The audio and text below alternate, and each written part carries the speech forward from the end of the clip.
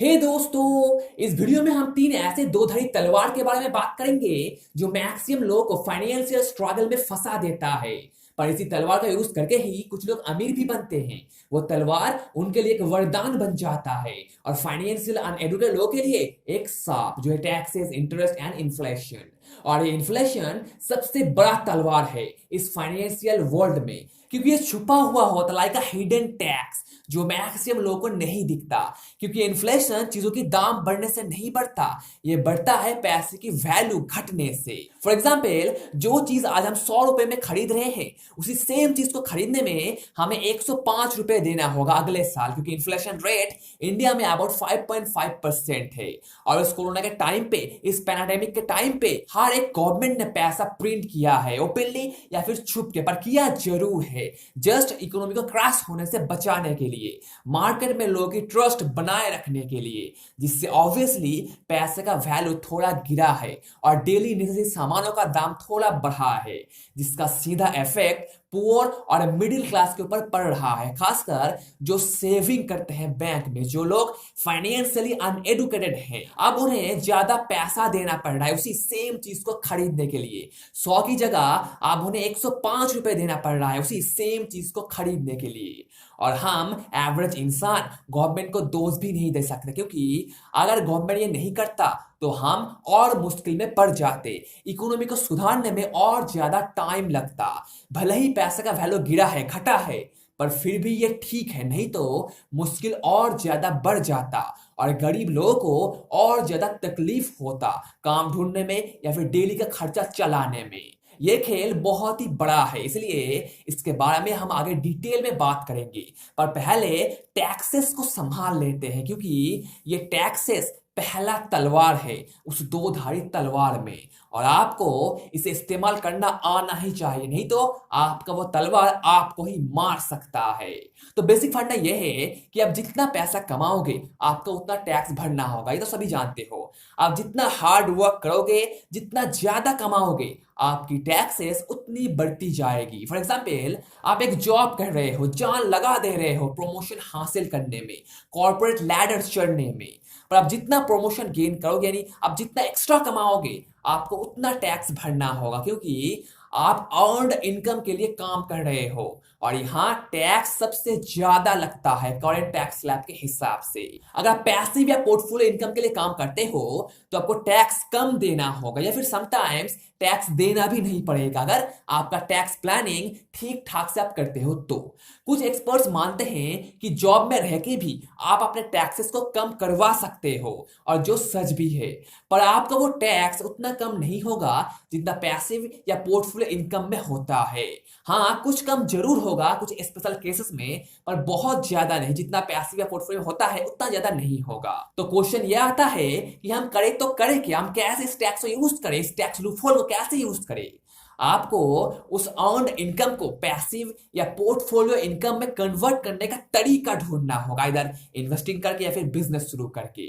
तो फिर आप धीरे धीरे अर्न इनकम से बाहर निकल आओगे और इस टैक्स खेल को आप अपने मुताबिक खेल पाओगे, यानी आप कम टैक्स दोगे कंपेयर टू अर्न इनकम।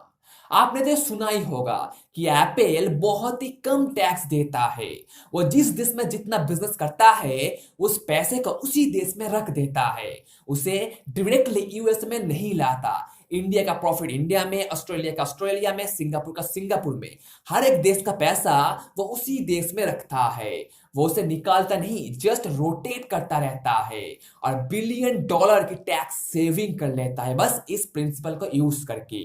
जो सेम चीज अमेजन भी करता है, या फिर हर एक बड़ा कंपनी जो भी इंटरनेशनली बिजनेस कर रहा है। कुछ कंपनी ने तो एप्पल का फॉर्मूला डायरेक्टली यूज किया है अपने बिजनेस में और जो काम भी कर रहा है। तो क्वेश्चन यह आता है कि आप इस तलवार को कैसे यूज करोगे, मैक्सिमम टैक्स दोगे या फिर उसे यूज करके अपने कंपनी को ग्रो करोगे, फिर अपने इन्वेस्टमेंट को ग्रो करोगे।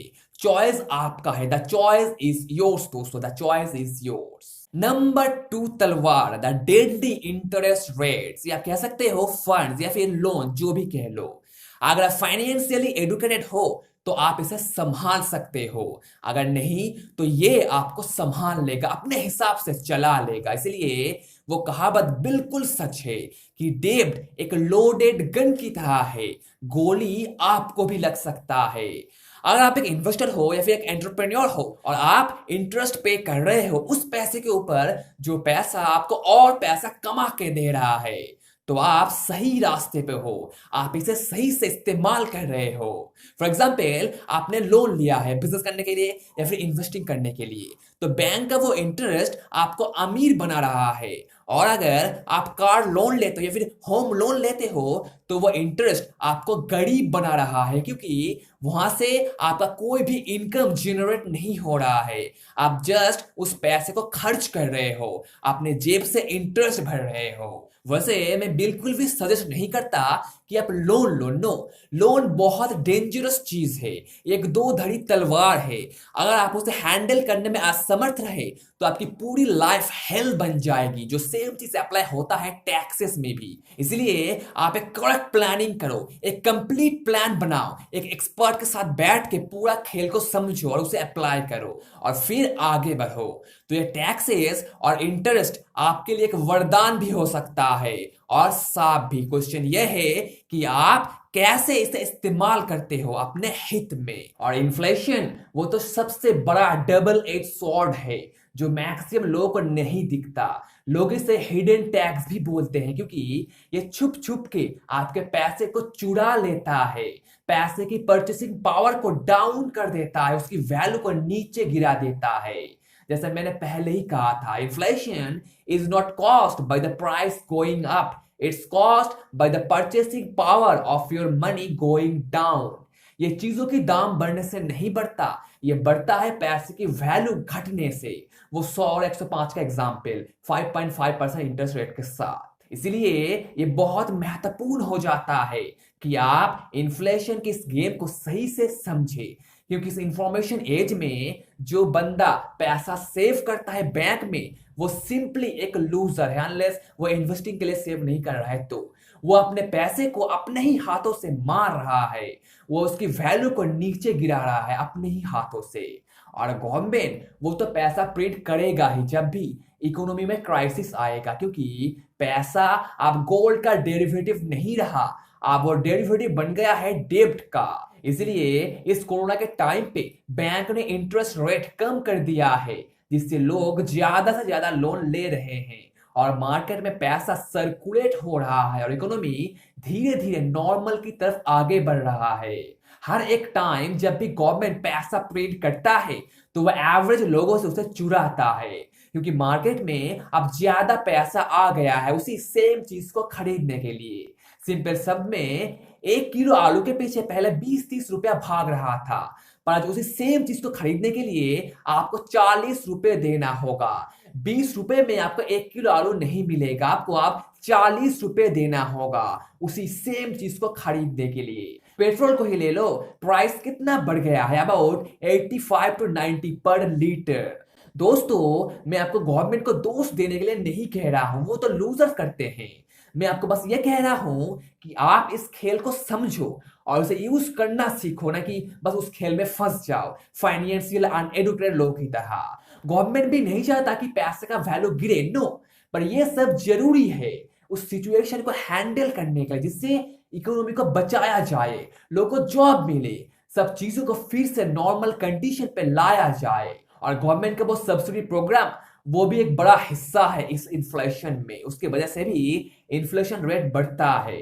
पर मैं इसे सपोर्ट करता हूं, क्योंकि इससे गरीब लोगों को बहुत मदद मिल रहा है, खासकर इस कोरोना के टाइम पे। अगर गवर्नमेंट फ्री में कुछ नहीं देता इस कोरोना के टाइम पे तो बहुत लोग भूखे मर जाते, उन्हें 2 वक्त की रोटी नहीं मिल पाता। तो गवर्नमेंट भी यहाँ कुछ नहीं कर सकता, ये इन्फ्लेशन लगातार बढ़ता ही रहेगा। इसलिए आपको इसे यूज करना सीखना ही होगा और कोई चारा नहीं, अगर आप एक अल्टीमेट इन्वेस्टर बनना चाहते हो तो। जैसे अगर इन्फ्लेशन बढ़ता है तो आप अपने रेंटल प्रॉपर्टी की रेंट को बढ़ा सकते हो, जिससे उस प्रॉपर्टी का वैल्यू बढ़ेगा, आपका आरओआई यानी रिटर्न ऑन इन्वेस्टमेंट बढ़ेगा, अगर आप कैपिटल गेन के लिए इन्वेस्ट कर रहे हो तो। हाँ, इन्फ्लेशन की वजह से प्रॉपर्टी का वैल्यू बढ़ता है, पर आपका प्रॉफिट तब बनेगा जब आप उसके ऊपर कुछ एक्स्ट्रा काम करोगे, मे बी उसे इंप्रूव करोगे या फिर रेंट बढ़ा दोगे उस इन्फ्लेशन की वजह से, जिसको उस प्रॉपर्टी का वैल्यू बढ़ेगा। करंट मार्केट में उस प्रॉपर्टी का वैल्यू थोड़ा बढ़ जाएगा और आपको ज्यादा प्रॉफिट मिलेगा। इसलिए आप कैसे इसे यूज करते हो, कैसे प्लानिंग करते हो, इसको लेके वो सबसे ज्यादा इंपॉर्टेंट है। पैसा का वैल्यू घटता ही रहेगा, आप उसे रोक नहीं पाओगे, वो काम गवर्नमेंट का है।